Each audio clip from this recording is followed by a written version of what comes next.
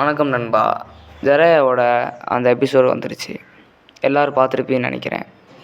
ஜெராயா அந்த பெயினை போட்டு பொழந்திருப்பார். ஆனாலும் ஜெராயா இறந்துட்டார். இதே தனித்தனியாக பெயின் வந்தானா ஒரு பெயின் உயிரோடு இருந்திருக்க மாட்டான். என்ன செய்கிறது, கிஷிமோட்டோ அப்படி தான் எழுதியிருக்காரு. உங்களோட நிலைமை எப்படி இருந்துச்சுன்னு கமெண்ட்டில் சொல்லுங்கள். இந்த வீடியோவில் என்ன பார்க்க போகிறோம்னா, கிஷிமோட்டோ இன்டர்வியூ கொடுத்துருக்காரு. அந்த இன்டர்வியூவில் ஷேர் பண்ண விஷயங்கள் தான் இந்த வீட்டில் பார்க்க போகிறோம். இது பார்ட் 1 தான். முதல் கேள்வின்னு பார்த்தோம்னா, இன்டர்வியூவர் கிஷிமோட்டோ கிட்ட நீங்கள் யாரெல்லாம் கொல்லலாம்னு நினச்சிங்கன்னு சொல்லிட்டு கேட்டிருக்காங்க. அதற்கு கிஷிமோட்டோ நிறைய கேரக்டர் கொல்லணும்னு நினச்சேன், கிமோட்டோ தான் அவரெல்லாம் காப்பாற்றிட்டாருன்னு சொல்லிட்டு சொல்லியிருக்காரு. இன்னும் சொல்லப்போனால் முக்கியமான கேரக்டரை கொல்லணும்னு நினச்சாராம். அது நருட்டோ சீரீஸில் வர கேரக்டரான். ஆனால் அதை அப்படியே ஸ்டாப் பண்ணிட்டாருலாம்.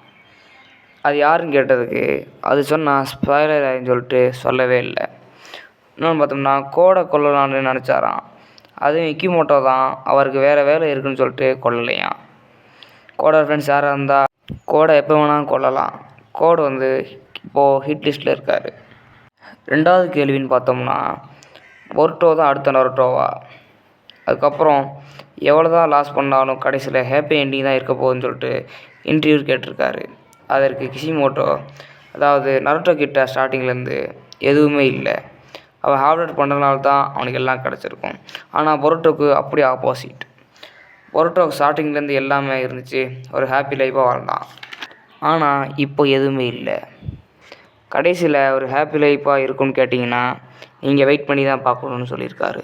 எனக்கு என்ன தோணுதுன்னா, பொருட்டோ கடைசியில் செத்துருவார்னு தோணுது. அவன் சொன்னதில்ல நண்பா, நருட்டோ சீரீஸில் இருக்கிற கேரக்டரை கொல்லணும்னு நினச்சாரு.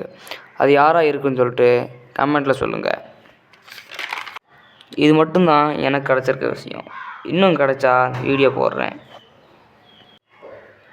அடுத்த நருட்டோ ஷிப்டனில் வர எபிசோடு பார்த்தோம்னா இட்டாச்சியோட டெத்து தான்.